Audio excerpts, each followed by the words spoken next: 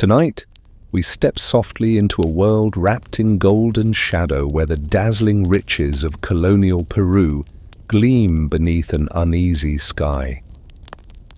Imagine yourself wandering the streets of Lima, the capital of the Viceroyalty of Peru, where ornate churches and grand palaces rise like glittering monuments to Spanish power built atop the bones of ancient civilizations.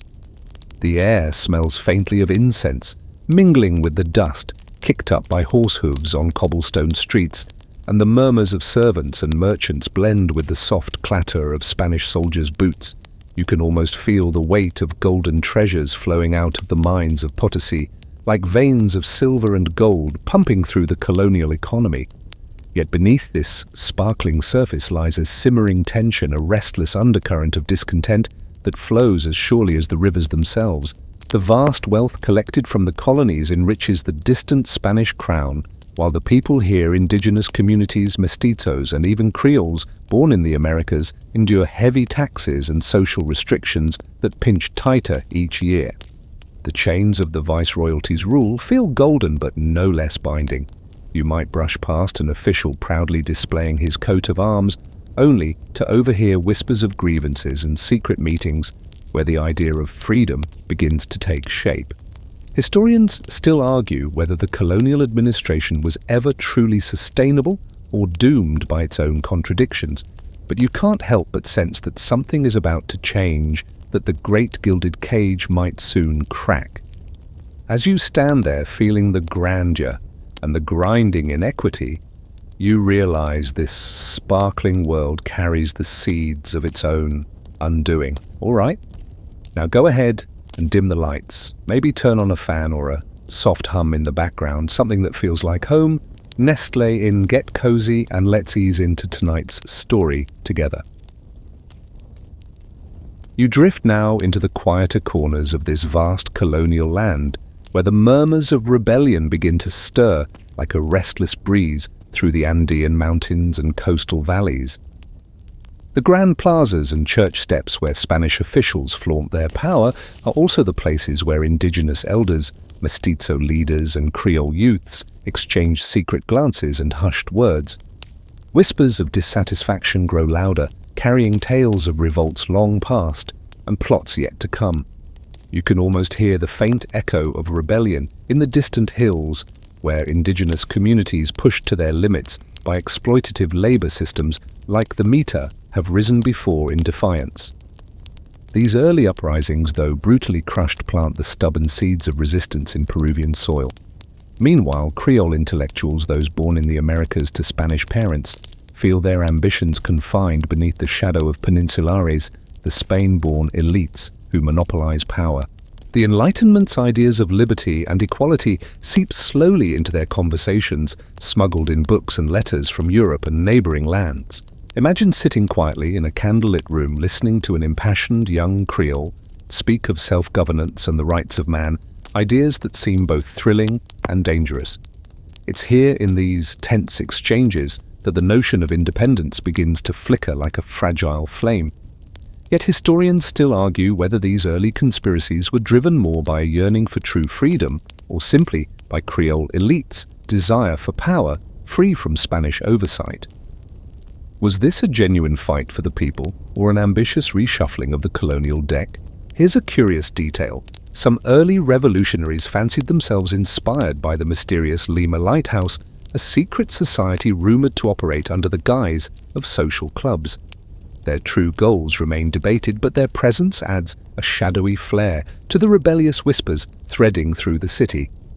Whether fact or fanciful gossip, these tales remind you that history often wears a mask. So as you listen to those quiet voices, you begin to understand that rebellion in Peru is not a sudden explosion, but a slow burn gathering heat beneath the surface of colonial order, ready to ignite in ways both expected and surprising. Well, now you've got a secret society to go with it. Peru's early revolutionaries had style, even if it was a bit elusive.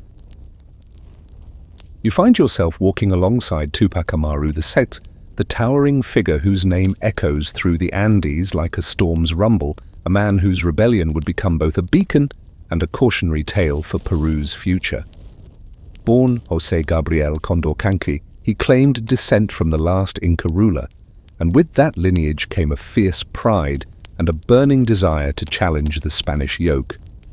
Imagine the rugged mountain air filling your lungs as you trek through villages where Tupac Amaru's call to arms stirs both hope and fear. His rebellion, which erupted in 1780, was a dramatic explosion against colonial exploitation, especially the brutal mita system that forced indigenous people into unpaid labor in mines and plantations. Thousands rallied to his banner, united not only by oppression, but by a shared vision of reclaiming dignity and autonomy. Yet the uprising was met with ferocious repression. Tupac Amaru's eventual capture and grisly execution, rumored to be both public and torturous, were intended as a brutal warning, but instead they fueled the fire of resistance in hearts far beyond his own time. Historians still argue whether Tupac Amaru's revolt was primarily a peasant rebellion fueled by desperate survival or a proto-nationalist uprising planting the early seeds of independence. Was it a spontaneous uprising, born of local grievances, or a conscious strike against colonial rule that inspired later revolutionaries? The debate lingers, but there's no doubt his legacy haunts Peruvian history like a persistent shadow. Here's a peculiar tidbit to ease the tension. Despite the violence some rebel leaders reportedly used coca leaves not only for traditional rituals, but also as a calming agent before battle, a natural way to soothe nerves in the thick of conflict. You might chuckle imagining warriors chewing leaves instead of popping modern-day stress balls. So as you trudge these rugged paths with Tupac Amaru's ghost, you feel the weight of a dream that was both crushed and immortalized, a dream that would continue to ripple through Peru's struggle for freedom. And just like that odd sunscreen and secret societies, you realize history is full of strange yet human details, adding color to the grand story. Yeah. Now you sail on the winds of change, crossing vast oceans as revolutionary ideas spread like wildfire from one corner of South America to another. The air is thick with the scent of salt and possibility as you witness the ripple effects of independence movements igniting beyond Peru's borders, places like Argentina, Chile, and Venezuela, where bold leaders challenge imperial rule with fiery speeches and daring battles. You watch how the success of these neighboring revolutions inspires Peru's patriots, who begin to believe that freedom is not just a dream, but a tangible goal within reach. The ideas of liberty, equality, and popular sovereignty float through the continent, carried by pamphlets, travelers, and whispered conversations in taverns and salons. You can almost feel the electric charge in the air as these ideals cross cultural and geographic boundaries, binding diverse peoples in a common struggle against colonial oppression. Yet historians still argue whether Peru's independence was mainly the result of these external influences, or whether internal factors such as local grievances and economic shifts played a more decisive role. Was Peru's liberation a chapter in a continent-wide story, or did it have a distinct homegrown spark that set it apart? The debate persists, but it's clear that the flow of revolutionary currents did not respect borders, and the continent's fate was becoming intertwined in ways never before imagined. For a quirky aside, consider this. During these revolutionary years, there were rumors that some freedom fighters used disguises as clergy or merchants to sneak past Spanish patrols, sort of the 19th century equivalent of undercover agents. One famous tale speaks of a rebel who supposedly escaped capture by masquerading as a traveling dentist, wielding his tools not just for molars, but for secrets. While historians debate the veracity of these stories, they certainly add a dash of cloak and dagger to the era's intrigue. So as you drift on these winds of change, remember that the fight for Peru's freedom is both part of a greater continental symphony and a unique solo and epic melody played with passion, cunning, and a fair share of surprises, much like crocodile dung sunscreen and secret societies. You step onto the sun-drenched shores of Paracas, feeling the warm ocean breeze brushing past as General José de San Martín and his liberation army make their quiet but determined landing in Peru. The salt air carries a mix of hope and tension as this Argentine-born leader arrives with a mission that seems both daring and delicate to free Peru from the stubborn grip of Spain. San Martin, a man of few words but firm resolve, understands that sheer force alone won't win this war. Instead, he moves with strategic patience, carefully building alliances and gauging the fractured loyalties that run through the land. You can almost hear the soft rustle of his cloak as he consults with local leaders, weighing their trust and hesitation. His campaign is less about dramatic battles at first, and more about navigating the complex political currents that swirl beneath Peru's surface, where royalists, patriots, and indifferent bystanders all hold different cards. It's a game of quiet chess, with each move bringing Peru closer to a new dawn or a deeper dusk. Historians still argue whether San Martin's approach was the ideal path to liberation, or if a more aggressive immediate assault might have hastened Peru's freedom. Was his patience a virtue or a costly delay? This debate colors the legacy of his campaign, but there's no question his arrival marks a pivotal turn in the struggle. Now for a lighter note, San Martin was said to have a particular fondness for gauchos, the skilled horsemen of the pampas, and reportedly insisted on bringing a few along, not just for their riding prowess, but because they boosted morale with their lively songs and stories. Imagine a group of these horsemen serenading campfires under the stars, a bit like a historical version of a road trip playlist. So as you stand there feeling the salty breeze and hearing the distant hum of San Martin's plans, you realize the liberation of Peru is no longer just a dream whispered in shadows. It's stepping into the light one careful step at a time, with all its complexities and unexpected moments, much like our crocodile dung sunscreen and dentist spy tales. You trudge alongside the Liberation Army as it winds its way from the coastal sands toward the heart of Lima, each step carrying the weight of hope and uncertainty. The sun beats down relentlessly, mixing with the dust kicked up by horses and marching feet, while conversations hum with anticipation and unease. Spanish flags still flutter stubbornly in the city's plazas, but you sense the grip is loosening like a heavy cloak slipping off shoulders weary from years of rule. Along the march, you glimpse tense negotiations unfolding behind closed doors, whispers exchanged in shadowed rooms where loyalties are tested and futures negotiated. The royalists, once seemingly invincible, show cracks in their armor, beset by dwindling resources and wavering support, while patriots press forward, their resolve hardening with each mile. Historians still argue whether these negotiations helped avoid greater bloodshed or merely prolonged the inevitable clash, but the tension between diplomacy and combat threads through every moment. Now a quirky tidbit to lighten the march. Some soldiers reportedly carried mementos of home buttons, coins, or even small carved animals to keep their spirits up, a reminder that they fought not just for abstract ideals, but for families and places they loved. You might chuckle imagining a grizzled soldier polishing his lucky rabbit's foot while strategizing the next move. As the Liberation Army approaches Lima, the city's nerves are palpable. Markets buzz with rumors, children peek from windows, and the scent of roasting meat wafts through alleyways, all underscored by the distant drumbeat of impending change. It's a moment suspended between the past and future, between fear and hope, where the old world's shadows meet the dawning light.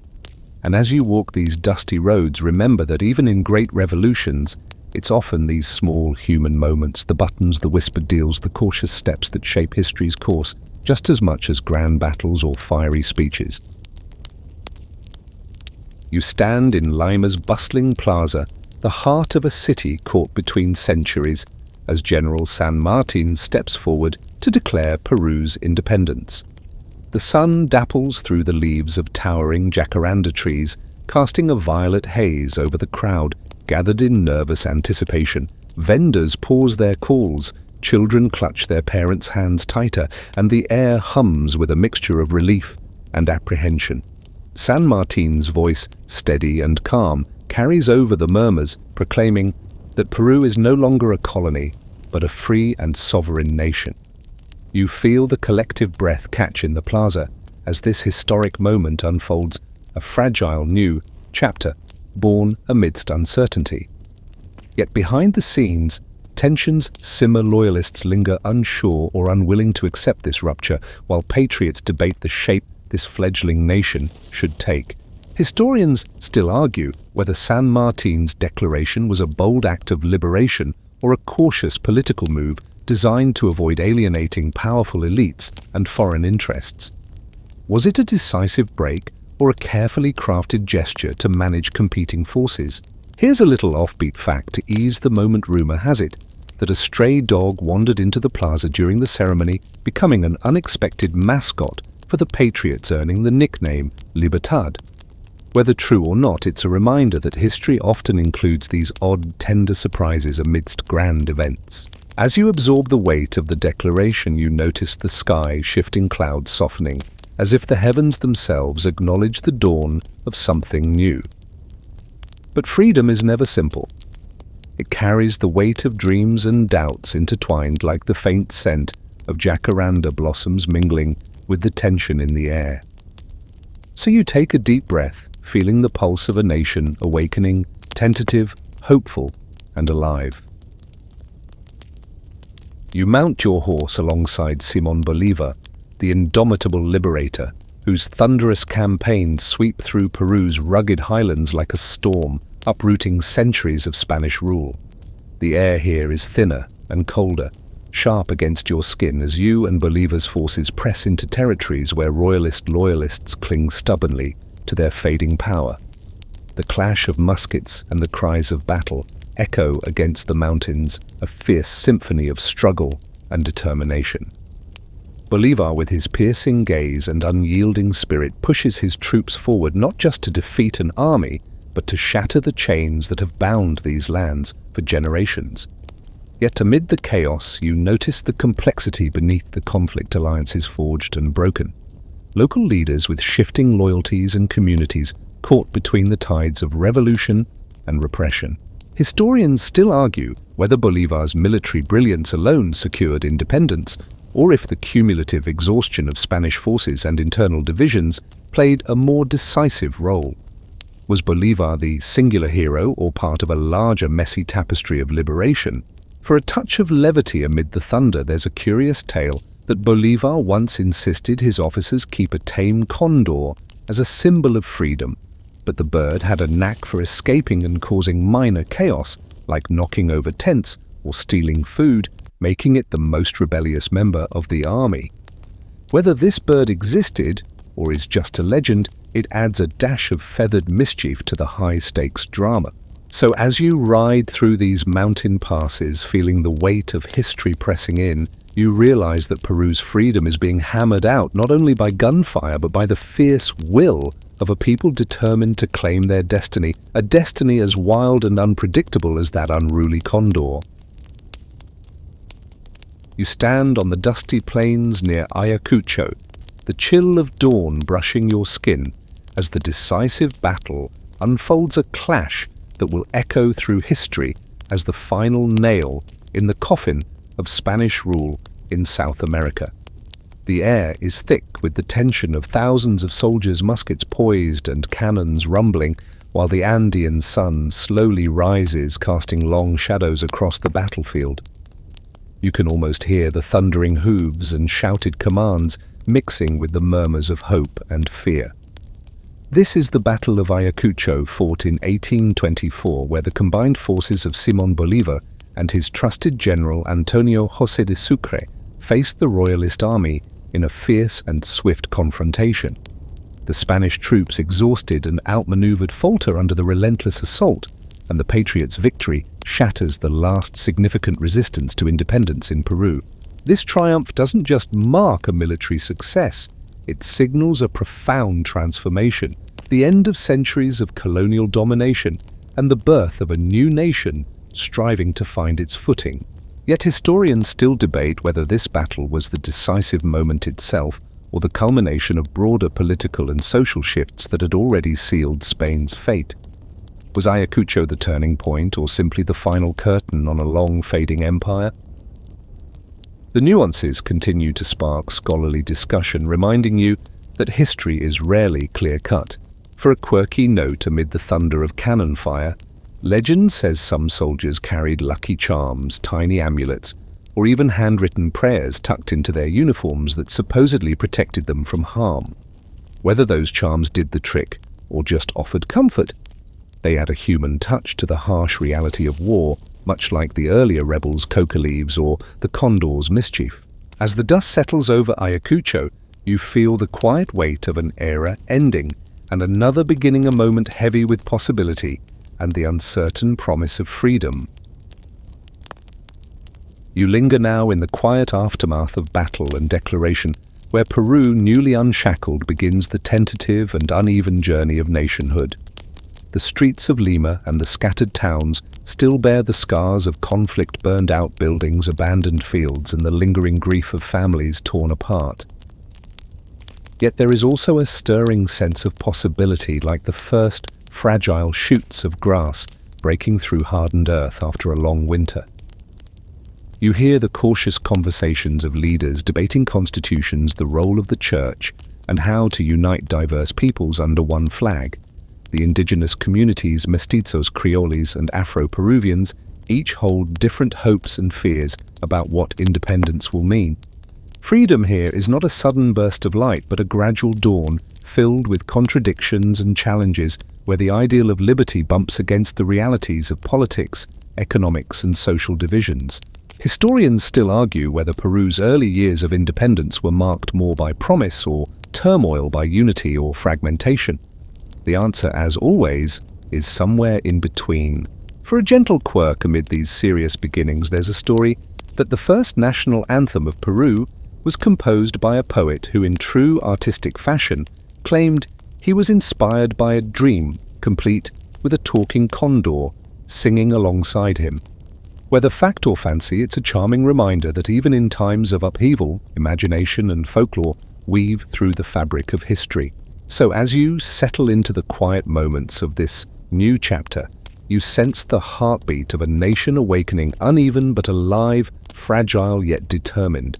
And just like the curious sunscreen secret societies and cheeky condors, Peru's story is as much about the small human details as the grand sweep of empires and battles. Tonight, as you nestle deeper into your cozy spot, the story of Peru's long journey from colonial chains to the dawn of independence begins to soften around you. The golden streets of Lima, the whispered rebellions in shadowed rooms, and the thunderous battles high in the Andes all fade gently into a calm hush, like the last embers of a campfire settling beneath the stars. Imagine the breath of history, slowing each moment, stretching out in peaceful waves, carrying with it the quiet resilience of a people who dared to dream freedom amidst uncertainty. Let yourself drift on this slow current where hope mingles with hardship, and every step forward is a step into the unknown. There's a comforting rhythm here, imperfect, tender, and real, echoing the slow awakening of a nation finding its voice. The fierce condors have flown, the crocodile dung sunscreen is long forgotten, and the loyal dog Libertad rests at peace as all these small threads weave into the larger tapestry of Peru's story. And as your eyelids grow heavy, know that this tale, like all great stories, carries a gentle truth. Freedom is never sudden or simple. It is a patient unfolding, a blend of courage, folly, and quiet determination. So breathe in the calm, feel the soft hum of connection across time and space, and let the peaceful night carry you toward dreams where history's whispers lull you gently to rest.